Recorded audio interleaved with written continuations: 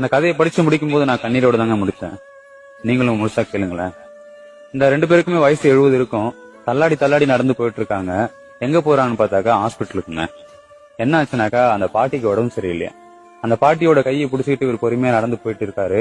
போயிட்டு டாக்டர் பாக்குறாரு. டாக்டர் கிட்ட கேக்குறாருங்க, ஐயா ஐயா உங்களுக்கு என்ன ஆச்சுன்னு தெரியல, ரொம்ப பயமா இருக்கு, 3 நாளா சாப்பிடல, இவங்களை குணப்படுத்திட்டீங்க அப்படின்னாக்கா ரொம்ப புண்ணியமா இருக்கும் ஐயா அப்படின்றாரு.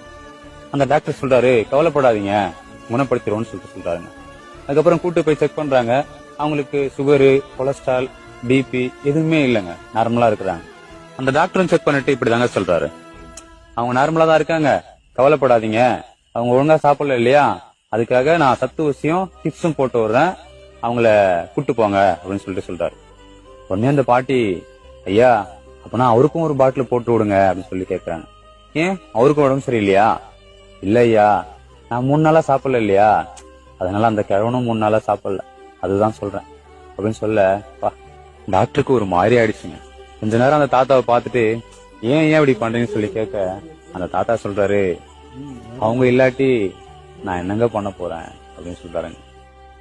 இந்த காதல் எந்த வயசுமே விட்டு வைக்க மாட்டதில்ல.